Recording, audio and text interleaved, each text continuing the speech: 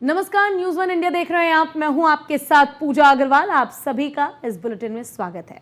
आज हमारे स्टूडियो में विशेष रूप से मौजूद हैं चिकित्सा क्षेत्र के दो दिग्गज विशेषज्ञ, डॉक्टर आशीष नंदी जो रूबी हॉल क्लिनिक पुणे में एक्सीडेंट एंड इमरजेंसी मेडिसिन विभाग के प्रमुख हैं, और डॉक्टर लोमेश भिरूड जो रूबी हॉल क्लिनिक में ही full time stroke intervention neurologist के रूप में अपनी सेवाएं दे रहे हैं।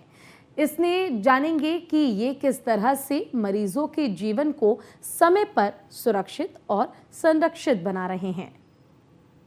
नमस्कार, मैं हूं कनक दास और आप देख रहे हैं news one India. News one India आज हम एक ऐसे विषय पर बात करने वाले हैं जिसकी जानकारी बहुत कम लोगों को है, और इसीलिए आज हम बात करेंगे स्ट्रोक अवेयरनेस। और इस विषय पर बात करने के लिए हमारे साथ उपस्थित है doctor Lomesh Bhirud, DM neurology, FSIN neurology और इंटरवेंशनल न्यूरोलॉजी में प्रशिक्षित है, और वो पिछले 10 वर्षों से न्यूरोलॉजी प्रैक्टिस कर रहे हैं। उन्होंने 2007 में Lokmanya Tilak municipal medical college से एमबीबीएस की पढ़ाई पूरी की। इसके बाद उन्होंने 2008 से 2011 तक गांधी मेडिकल कॉलेज भोपाल से मेडिसिन में पोस्ट ग्रेजुएशन पूरा किया। उन्होंने नई दिल्ली स्थित न्यूरोसाइकेट्री के संस्थानों में से एक institute of human behaviour and allied sciences से अपना न्यूरोलॉजी सुपर स्पेशलाइजेशन 2015 में पूरा किया। वर्तमान में एक स्ट्रोक इंटरवेंशन न्यूरोलॉजिस्ट के रूप में पुणे के रूबी हॉल क्लिनिक में काम कर रहे हैं। और आज उनके साथ उपस्थित है डॉक्टर आशीष नंदी, कंसल्टेंट और head accident and emergency medicine department Ruby Hall Clinic Pune में। 2005 में क्रिश्चियन मेडिकल कॉलेज वेलोर से एक्सीडेंट एंड इमरजेंसी मेडिसिन में फेलोशिप पूरी करने के बाद उन्होंने फोर्टिस हॉस्पिटल कोलकाता से इमरजेंसी मेडिसिन में मास्टर्स डिग्री पूरी की। 2010 में doctor Nandi observership and faculty development programme के लिए जॉर्ज वॉशिंगटन यूनिवर्सिटी यूएसए में थे। भारत में GWU यूएसए के अब रीजनल फैकल्टी हैं। डॉक्टर आशीष ने कई राष्ट्रीय और अंतर्राष्ट्रीय कॉन्फ्रेंसेस और जर्नल्स में अपने रिसर्च पेपर्स भी पब्लिश किए हैं। डॉक्टर लोमेश, डॉक्टर आशीष, आप दोनों का बहुत बहुत स्वागत है। डॉक्टर लोमेश, मेरा आज पहला सवाल आपसे है, स्ट्रोक होता क्या है? स्ट्रोक यानी पैरालिसिस यानी कि पक्षाघात जिसको हम कहते हैं, या कभी कभी अर्धांग वायु भी हम कहते हैं, जिसमें ब्रेन के अंदर की जो ब्लड वेसल्स है जो ब्लड सप्लाई कर रही है ब्रेन को, उसका ब्लॉकेज होने की वजह से या उसको फटने की वजह से यानी रप्चर होने की वजह से जो ब्रेन के अंदर जो हेमरेज होता है उसकी वजह से जो शरीर पे आघात हमें दिखता है उसको हम स्ट्रोक कहते हैं। स्ट्रोक के जोखिम कारक क्या है, और क्या युवा पीढ़ी को भी स्ट्रोक हो सकता है?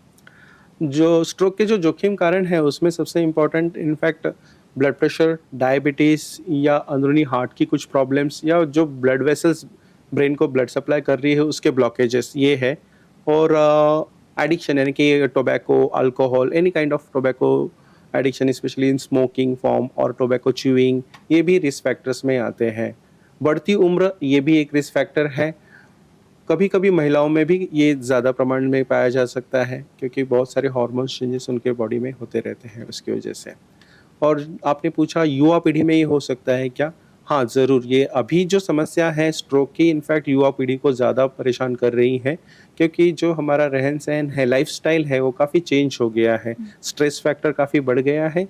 इसकी वजह से ये युवा पीढ़ी को बहुत ही अफेक्ट कर रहा है अभी की सिचुएशंस में। डॉक्टर आशीष, आपके लिए अगला सवाल, स्ट्रोक के चेतावनी संकेत क्या है? तो बी फास्ट हम यूज़ करते हैं, मतलब BEFAST। तो बी में क्या होता है, बॉडी का अगर बैलेंस बिगड़ता है वो एक लक्षण होता है।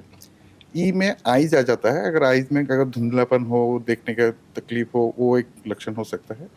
एफ में आ जाता है फेस, अगर फेस टेढ़ा हो जाता है किसी कारण किसी साइड में, वो भी एक लक्षण हो सकता है। उसका बाद चल रहा है आर्म, अगर हमारा कोई बॉडी का एक साइड में वीकनेस आ जाता है, वो भी एक सिम्टम्स होता है। फाइनली एस आता है।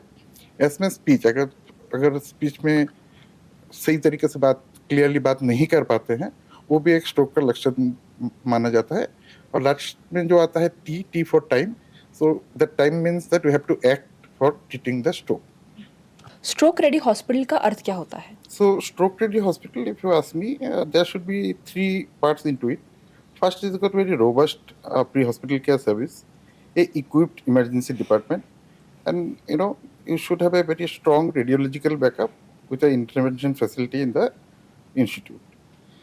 Robust pre-hospital care, what I want to mean is, if you have got a mechanism where your hospital can reach to the patient by the way of ambulance service and get the patient early to the hospital, that makes a huge difference. If you talk about Ruby Hall Clinic, we have got another specialized system called First Responder Bike Ambulance Service, where our bike ambulance reaches the victim very early, examine, identify stroke, inform the emergency department that they have got a stroke patient with them. So they bring the patient in the ambulance very early to the emergency department. We do the basic examination of the patient and we send the patient for MRI. And MRI, we have got a very quick MRI facility in our hospital. So if we identify that there is a stroke, so immediately there are two options comes up that we can use the medication, which is available in our emergency department, and we thrombolize the patient with the medication.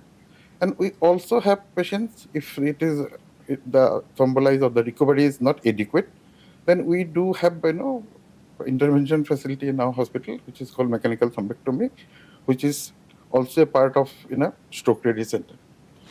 Doctor Lomesh, आपके लिए अगला सवाल, ischaemic stroke के लिए विभिन्न उपचार विकल्प क्या है? जैसे डॉक्टर आशीष ने आपको बताया कि patient as early as possible, जितना हमें जल्दी पेशेंट हॉस्पिटल में आ जाएगा, हम उनको एक इमेजिंग फैसिलिटी के लिए शिफ्ट करते हैं। जो भी अवेलेबल है वो फैसिलिटी इंपॉर्टेंट है, जहाँ की रूबी हॉल तो बहुत एडवांस स्ट्रोक सेंटर है, बट अगर आपके पास सीटी स्कैन की भी फैसिलिटी है तो भी सफिशिएंट है। तो उसमें क्या होता है कि पेशेंट को इमेजिंग में हम शिफ्ट करने के बाद ये आइडेंटिफाई करते हैं कि ये पेशेंट को किस प्रकार का स्ट्रोक है। तो जैसे आपने मुझे पूछा इश्केमिक स्ट्रोक, वैसे ही होता है हेमरेजिक स्ट्रोक। तो फर्स्ट मैं आपको इश्केमिक स्ट्रोक के बारे में बता देता हूँ। जैसे इश्केमिक स्ट्रोक का मतलब है कि ब्रेन की ब्लड वेसल को ब्लॉकेज होना, यानी कि ब्लड वेसल अगर बंद हो गई है तो उसकी वजह से जो लक्षण आ रहे हैं पेशेंट को, वो सिम्टम्स स्ट्रोक के सिम्टम्स होते हैं। जैसे डॉक्टर आशीष ने अभी हमें अवगत कराया कि विदिन 4.5 आवर्स यानी 4.5 घंटे के अंदर अगर हमारे पास कोई पेशेंट आ रहा है और जिसको अगर माइनर से मॉडरेट स्ट्रोक लेवल है, तो हम उनको ब्लड थिनर मेडिसिन देते हैं, जिसमें ब्लड थिनर का मतलब है कि रूटीन ब्लड थिनर्स नहीं है, ये थ्रोम्बोलिटिक एजेंट कहते हैं उनको, स्पेसिफिक इंग्लिश भाषा में मेडिकल लैंग्वेज में पूछेंगे आप तो एल्टीप्लेज या टेनिक्टिप्लेज नाम से ये इंजेक्शंस आते हैं। वो इंजेक्शंस हम उनको आफ्टर द सीटी स्कैन कि इश्केमिक स्ट्रोक है, यानी कि ब्रेन की ब्लड वेसल बंद है, तो हम देते हैं। अभी जो सेकेंड लेवल ऑफ ट्रीटमेंट रहता है या फिर पैरेलल लेवल ऑफ ट्रीटमेंट होता है, जो होता है मैकेनिकल थ्रोम्बेक्टोमी, ये काफ़ी एडवांस लेवल का ट्रीटमेंट है, जिसमें अगर ब्रेन की ब्लड वेसल जो है, यानी कि बड़ी ब्लड वेसल, स्पेशली बड़ी ब्लड वेसल का मतलब होता है कि गर्दन के अंदर में से ब्रेन की तरफ जाने वाली इंटरनल कैरोटिड आर्टरी, या ब्रेन के अंदर जो होती है मिडल सेरेब्रल आर्टरी, या पीछे से जो हमारे ब्रेन स्टेम एरिया, यानी कि लाइफ सस्टेन करने के लिए जो इम्पोर्टेंट स्ट्रक्चर होता है ब्रेन का, उसकी जो ब्लड वेसल होती है बेसिलर आर्टरी। ये तीनों में से अगर कोई बड़ी ब्लड वेसल बंद है तो हम इमीडिएटली ये पेशेंट्स को इमरजेंसी डिपार्टमेंट से ही कैथ लैब में शिफ्ट कर देते हैं।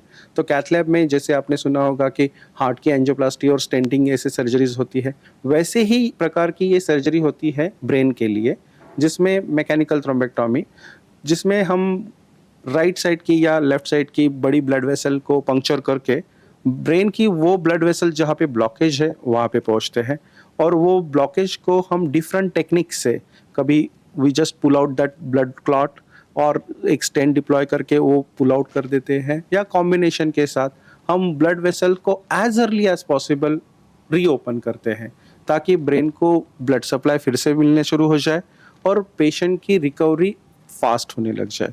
सो ये कहते हैं मैकेनिकल थ्रोम्बेक्टोमी। अनफॉर्चुनेटली हिंदुस्तान में सारी जगह पे ये फैसिलिटी अवेलेबल नहीं है, बट जितना जल्द से जल्द हम ये फैसिलिटी के लिए पेशेंट को नियरेस्ट पॉसिबल सेंटर शिफ्ट कर सकेंगे तो ये डेफिनेटली पेशेंट को लाभदायक हो सकता है। मेरा आज के लिए आपसे आखिरी सवाल होगा कि आप हमारे दर्शकों को स्ट्रोक से बचने के लिए या फिर स्ट्रोक को अवॉइड करने के लिए कुछ सलाह दे सकते हैं तो? करेक्ट। जैसे स्ट्रोक से बचने के लिए तो अच्छी लाइफस्टाइल बहुत इंपॉर्टेंट है, और जो कॉन्कोमिटेंट रिस्क फैक्टर्स है, मेडिकल प्रॉब्लम्स है, उसको कंट्रोल में रखना। और जो आपने सवाल पूछा कि सबसे इम्पोर्टेंट क्या है दर्शकों के लिए, तो मैं ये बोलूँगा कि टाइम इज़ ब्रेन, यानी कि समय बहुत इम्पॉर्टेंट है ब्रेन स्ट्रोक में। डॉक्टर नंदी साहब ने हमें बताए थे कि स्ट्रोक के लक्षण क्या है, जैसे बी फास्ट, यानी कि सबसे इम्पॉर्टेंट है कि चेहरे के अचानक टेढ़ापन होना, हाथ में कमजोरी आ जाना या बोलने में प्रॉब्लम होना या बोलने समझने में प्रॉब्लम होना, अगर ऐसे कोई भी लक्षण आपको दिखते हैं तो आप घबराइए मत, इमीडिएटली ये पेशेंट्स को emergency department nearest possible hospital में ले जाइए और ब्लड थिनर इंजेक्शंस दे सकते हैं कि नहीं दे सकते हैं, क्या थ्रोम्बेक्टोमी नाम की सर्जरी कर सकते हैं कि नहीं कर सकते हैं, क्या मेरे पेशेंट को सच में स्ट्रोक है या और कोई समस्या है, इसकी जानकारी ले सकते हैं।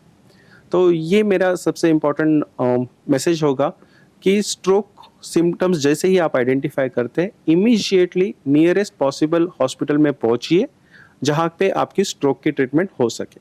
डॉक्टर लोमेश जी, डॉक्टर आशीष जी, आप दोनों का बहुत बहुत धन्यवाद कि आज आप दोनों यहाँ पर आए और हमें स्ट्रोक अवेयरनेस के बारे में इतनी सारी जानकारी दी। और मैं आशा करती हूँ कि हमारे दर्शकों को भी इस बात का बहुत लाभ हुआ होगा। मैं कनक दास, न्यूज़ 1 इंडिया से। Thank you.